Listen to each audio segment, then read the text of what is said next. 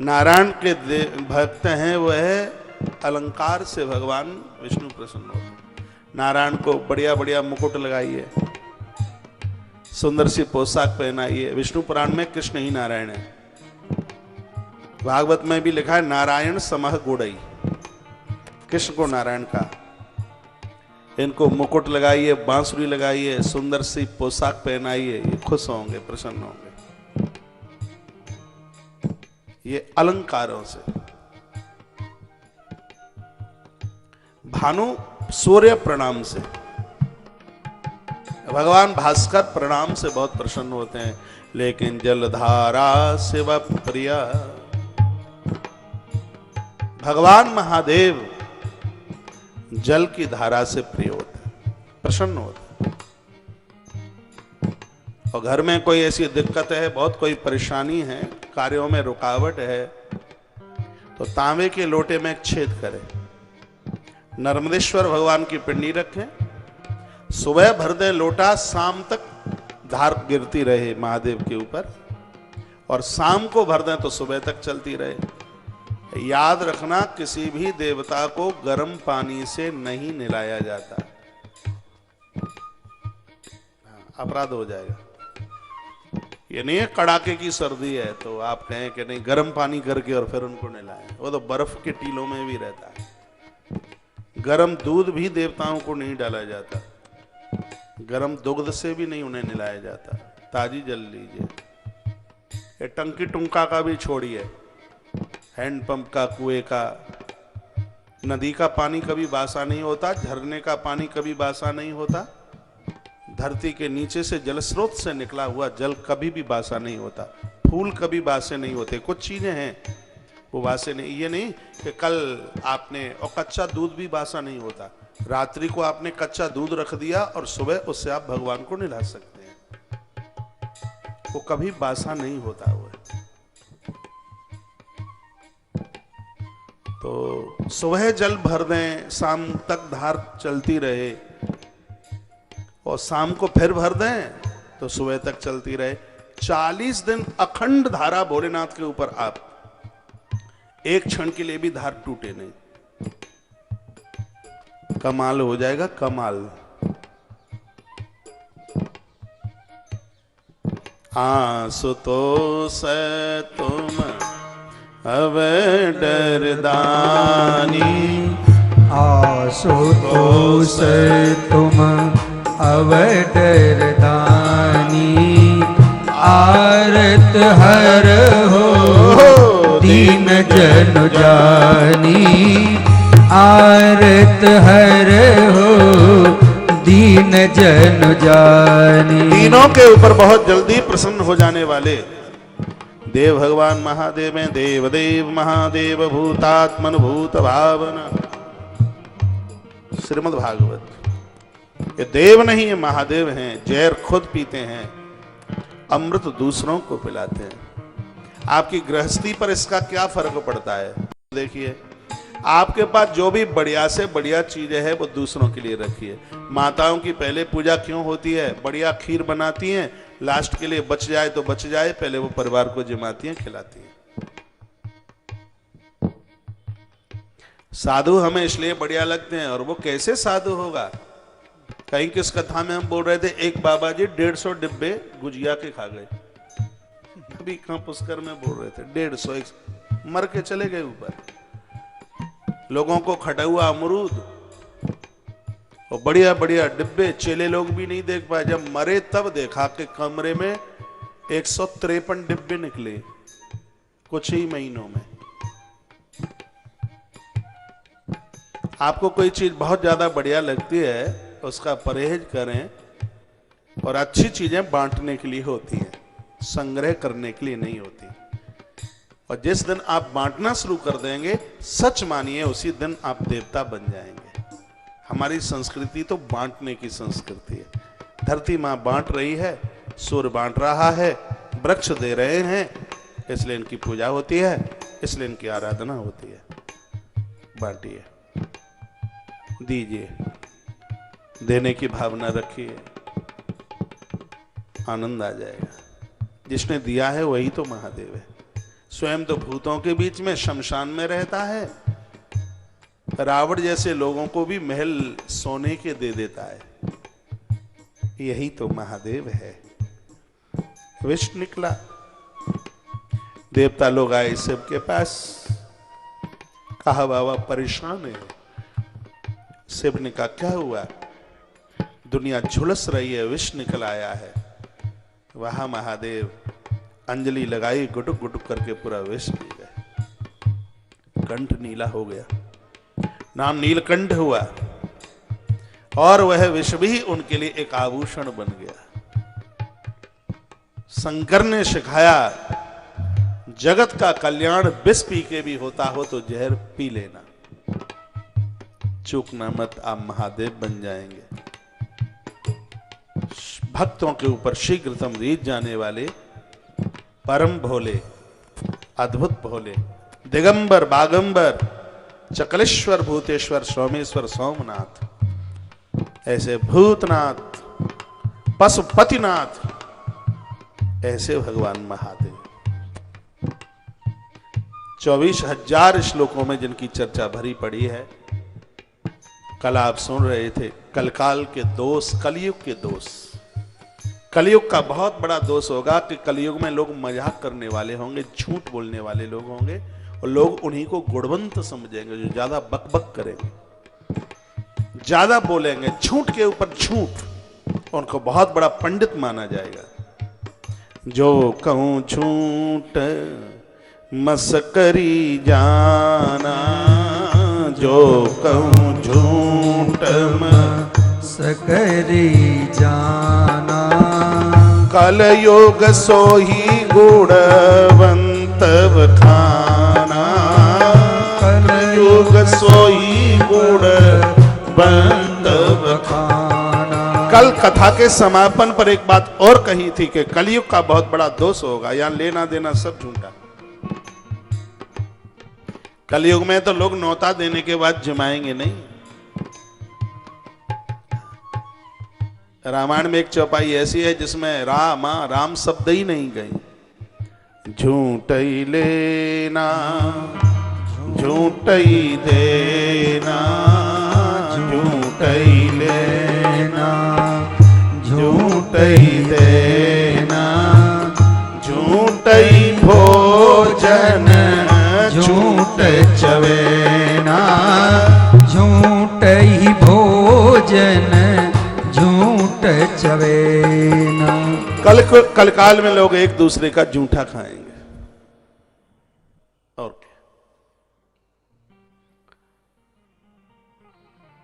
लेने के बाद लोग देंगे नहीं। ये और युगों में ऐसा नहीं होता था, आदमी बड़ा ईमानदार था।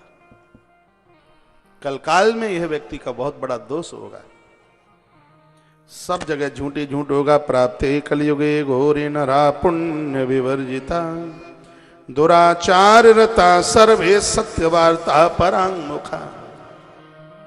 आने वाले कलयुग में बहन और भाई के मध्य में पवित्रता नहीं रहेगी, बाप और बेटी के मध्य में गुरु और शिष्या का कितना पवित्र रिश्ता है, नाता है। गुरु शब्द किताबों में लिखा रह जाएगा, बस ऐसी स्थिति होगी। कहीं साधु संत सन्यासी नहीं दिखाई देंगे, ऐसी स्थिति होगी। अद्या पंडितम न्याह स्वाचर व्रतलोप कहा, पंडितों का ब्राह्मणों का भी धर्म लोलुप। वैश्या संस्कार ही नास्ते सो धर्म त्याग सी लेना।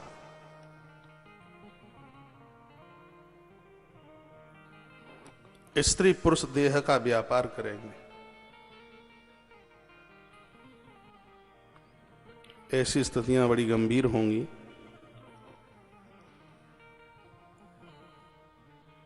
सौनक्षियों ने महात्मा सूत जी को पूछा, जीव के कल्याण का कोई साधन हो तो बताइए, आपके चरणों में प्रार्थना है। तो लिख लें, 3 बातें बताई हैं जिससे जीव का कल्याण हो सकता है।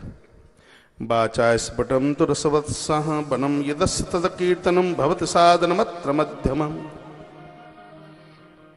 एक का नाम है मनन, दूसरे का नाम है श्रवण, तीसरे का नाम है कीर्तन। इसको त्रिपुटा कहते हैं। मुक्ति के लिए, उद्धार के लिए शिव महापुराण में 3 बातें बताई, श्रवण, कीर्तन और मनन। सुने, सुनाए और उसको अपने ऊपर उतारे, 3 चीजें।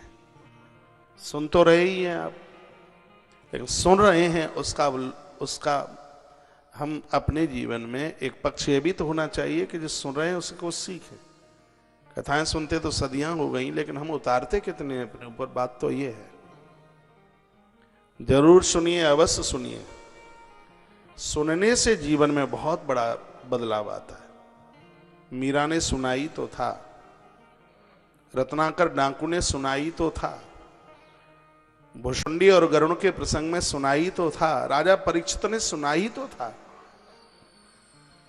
इसलिए 9 प्रकार की भक्ति में सुनने वाली भक्ति को बहुत ऊंचाई दी गई। वक्ता बनने से भी पहले श्रोता बने। बड़े वह नहीं हैं जो बोल रहे हैं, सच माने बड़े वह हैं जो सुन रहे हैं। चलो ठीक है, आपकी महिमा है, मानता है। गले में माला डालते हैं, नीचे उतरते ही आप पाम छूते हैं। सही तो वक्ता से श्रोता बहुत बड़ा है। श्रोता ना होता तो वक्ता को पूछता कौन? शिष्य न होते गुरुजनों को कौन पूछता? और वैसे भी आप जमीन पर बैठे हैं और हम चौकी पर बैठे हैं। सीधे भी देखा जाए तो जमीन पर जमींदार, चौकी पर चौकीदार। आप तो सब जमींदार हैं भाई। माइक खोल भाई। श्री राधे। तो 3 चीजें यहां से कही जा रही हैं। एक का नाम है श्रवण, दूसरे का नाम है कीर्तन, मनन। श्रवण, कीर्तन, श्रवण, मनन और कीर्तन।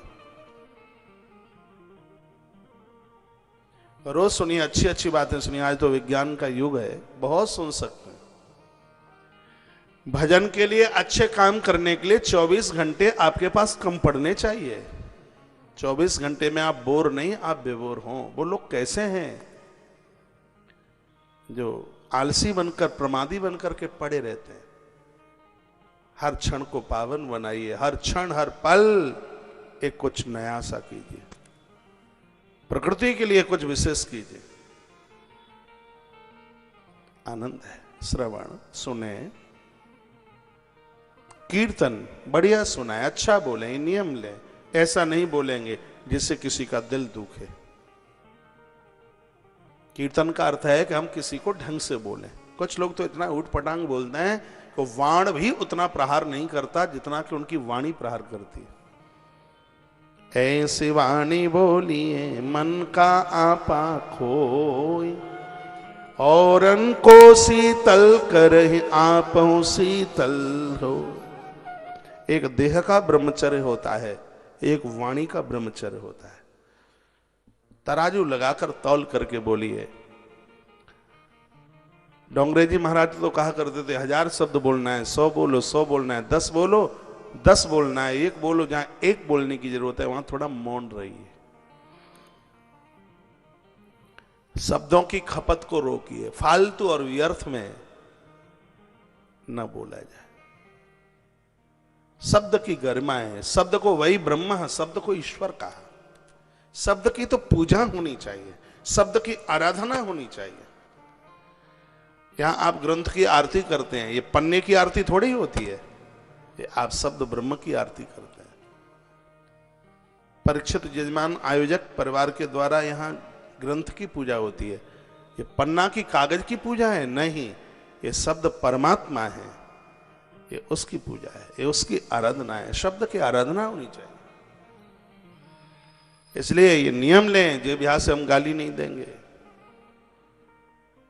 ऐसा किसी के साथ कोई शब्द नहीं बोलेंगे। और याद रखना, वह शब्द आपके लिए ईश्वर बनकर कल्याण कर देगा। ऐसा से पुराण के अंतर्गत लिखा है। शब्द ही ईश्वर है। क्योंकि राम जी ने तो गिने चुने लोगों को तारा, लेकिन राम के नाम ने कितने लोगों को तार दिया। राम से बड़ा राम का नाम। इसलिए शब्द के आराधक बनिए, शब्द के पुजारी बनिए। उल्टा पुल्टा व्यर्थ और फालतू में न बोलिए। नियम ले। कुछ चुप होकर के भी देख लें। कुछ लोग तो इतना बोलते हैं कि सामने वाले का कुर्ता ही गीला कर दे। अरे थूक का फुहारा चले और उसको बोले भैया इतना क्यों बोलते हो, देखो ये कपड़ा तुमने थूक से भिगा दिया। बोलता है ये थूक नहीं, फिर गंगा प्रकट होती है मुंह से।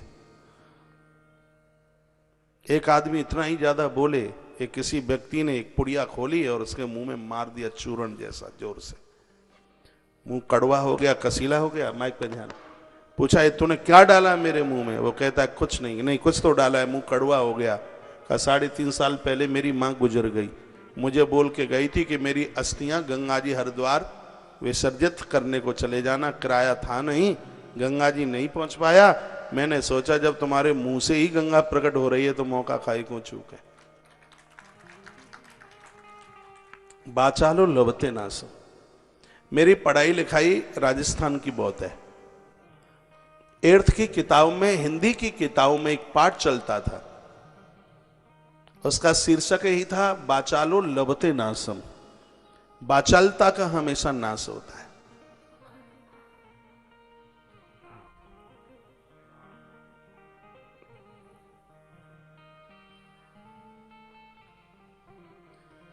इसलिए कम बोलें, तौल करके बोलें, समझ करके बोलें। तो ये रहा श्रवण, हाँ ये रहा कीर्तन। सुने, सुनाए और फिर मनन। जो सुना है उसको हम अपने ऊपर उतारें। ये त्रिपुटा जीव का कल्याण कर देगी। पुरा मम गुरुर्व्यास पराशर मुनि श्रुता। सूत कहते हैं कि हमने गुरु महाराज से ऐसा सुना है, सोनक ऋषियों जो हम तुमको सुना रहे हैं, हमने अपने ऊपर पीढ़ी गुरुजनों से सुना है, जो हम ये बात आपको सुना रहे हैं।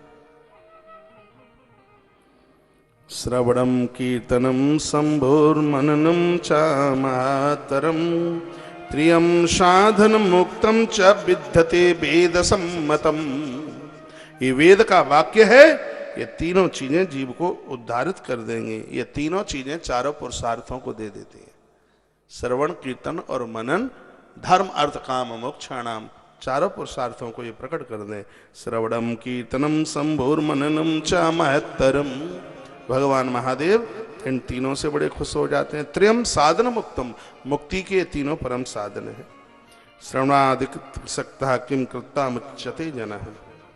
इसके लिए तो जीवन भर बोलता जाए, 100 वर्ष बोला जाए तो भी व्याख्यान पूरा नहीं हो सकता।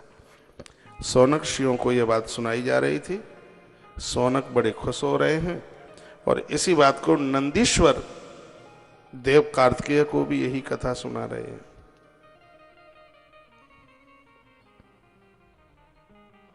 फिर पूछा गया,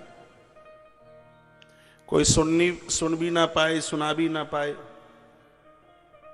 और भी कोई कल्याण का साधन है क्या? हाँ है ना। क्या है? पूछा गया है, सुनिए। सुनना तो सब चाहते हैं लेकिन सुन नहीं पाते। बोलना तो सब चाहते हैं, बोल नहीं पाते। स्मरण तो सब करना चाहते हैं लेकिन कर नहीं पाते। सुनने में भी मन लगे, बोलने में भी मन लगे और उसको उतारा भी जाए, ऐसा कोई उपाय है क्या? हाँ है। वो क्या है? वह है लिंग वेर की पूजा। ऐसे भगवान महादेव है। बेर मतलब शरीर और लिंग मतलब चिन्ह। ऐसे महादेव हैं जिनको निर्गुण और सगुण दोनों रूप से पूजा जाता है। भगवान महादेव की पिंडी का पूजन करने से, उनकी प्रतिमा का दर्शन करने से व्यक्ति परम श्रोता बन जाएगा, व्यक्ति परम वक्ता बन जाएगा और व्यक्ति परम चिंतक बन जाएगा। सुन ले हो जरूरी हो।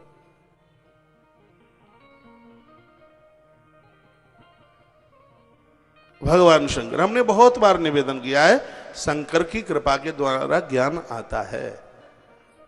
इसलिए शिव से दूर मत होना, शंकर से दूर मत होना। इनके बिना भक्ति नहीं आ सकती। जे ही पर कृपा न करहि पुरारी, सो न पाप मुनि भगति हमारी। स्वयं नारायण कहते हैं शिव के बिना भक्ति नहीं मिल सकती। शिव द्रोही मम दास कहावा, सो नर मोहि सपने नहीं भावा। एक बार पुनः बात को रिपीट कर रहा हूं। महादेव की कृपा से व्यक्ति श्रोता बनता है, वक्ता बनता है। बहुत बड़ा चिंतक बनता है। यही तो पूछा है कि सुनने में मन कैसे लगे, अच्छा सुनाने में कैसे व्यक्ति परफेक्ट हो और कभी वह भूले नहीं, सब याद हो जाए। कोई उपाय है क्या? तो कह दिया वह है लिंग वेर की पूजा, यानी भगवान की प्रतिमा, शंकर की प्रतिमा और शंकर की शिव पिंडी, इसकी पूजा हो। तो ये सब सफल हो जाएगा। प्रश्न कर दिया, लिखा है कि वेर मात्रे तु सर्वत्र पूज्यन्ते देवता गणः लिंगे वेरे च सर्वत्र कथम संपूज्यते शिवः। देवता भी भगवान शंकर की शिवलिंग पिंडी की पूजा करते हैं, आराधना करते हैं। सूर्य बोले कि अहो मुनीश्वरा पुण्यम प्रसन्न में तन्महाद्भुतम अत्र वक्ता महादेवो नान्योस्ति पुरुषा क्वचित। शंकर जैसा वक्ता इस धरा पर हुआ नहीं और होने वाला भी नहीं है। इसकी महिमा स्वयं भगवान महादेव वर्णित करते हैं। पूछा गया कि भगवान शंकर की शिव पिंडी शिवलिंग कैसे प्रकट हुआ, इसके बारे में यदि आप बताते तो हमें बड़ा अच्छा लगता। और पहली पूजा इनकी किसने की और भगवान शंकर को अपनी पूजा में क्या क्या अच्छा लगता है, क्या क्या बढ़िया लगता है, ये आप बता देते तो आपकी बहुत बड़ी कृपा होती। आइए एक क्षण के लिए भगवान शिव का नाम और बड़ी सुंदर सी कथा में लेकर के हम आपको चल रहे हैं, सुन के बहुत अच्छा लगेगा। तुम्ही भोले शंकर कैलाशवासी, तुम्ही भोले शंकर कैलाशवासी, दीनों के दाता। ताली आपको ही बजानी पड़ेगी। दीनों के दाता तुम्ही भोले शंकर कैलाशवासी, दीनों के दाता, दीनों के दाता। तुम्ही भोले शंकर कैलाशवासी, दीनों के दाता, दीनों के दाता। तुम्ही भोले शंकर कैलाशवासी, दीनों के दाता, दीनों के दाता।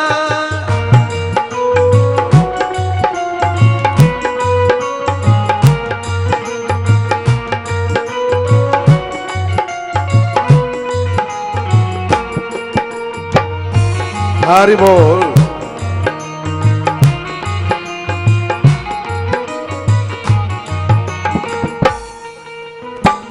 तनो पे रमाए भस्मी पहने मृग छाला, तनो पे रमाए भस्मी पहने मृग छाला। नाग गले में डाले बिच्छुओं की बाला। शिव अविनाशी घट घट बासी, शिव अविनाशी घट घट बासी। तीनों के दाता, तीनों के दाता। तुम्ही भोले शंकर कैलाशवासी, तीनों के दाता, तीनों के दाता। जय हो।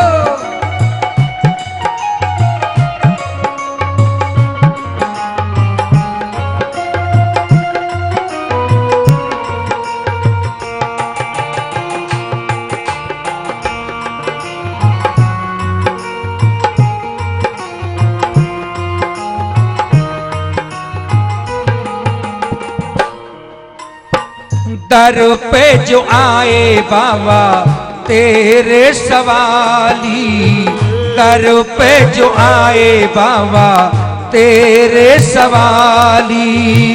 भर देते पलो भर में उसकी झोली खाली।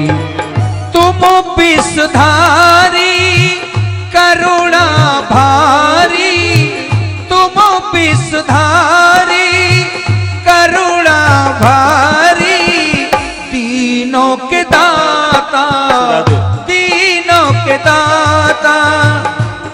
भोले शंकर कैलाशवासी, दीनों के दाता, दीनों के दाता।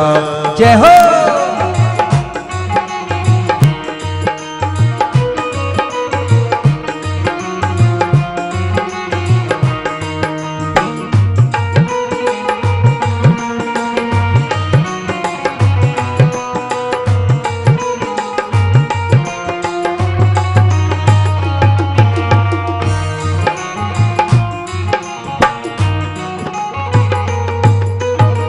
शीश पे विराजे गंगा ओ डमरू वाले, शीश पे विराजे गंगा ओ डमरू वाले, माथे पे चंद्रमा सोहे देव निराली।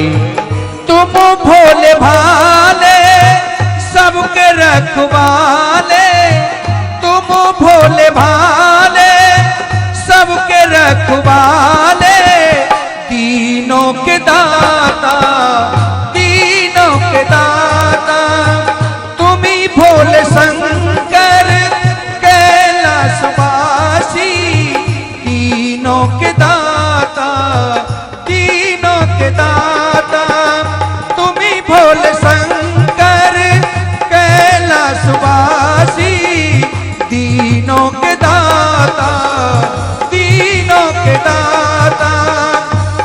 भोले शंकर कैलाशवासी, दीनों के दाता, दीनों के दाता, दीनों के दाता, दीनों के दाता। तुम ही भोले शंकर कैलाशवासी, दीनों के दाता, दीनों के दाता।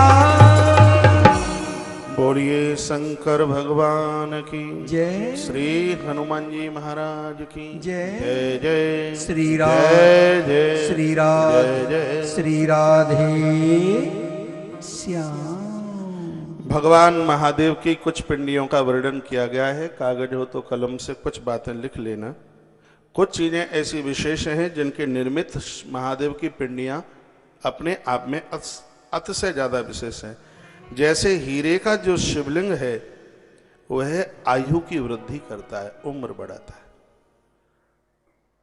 हीरा, हीरे का शिवलिंग ग्रंथ के माध्यम से आयु वर्धक है। मोती का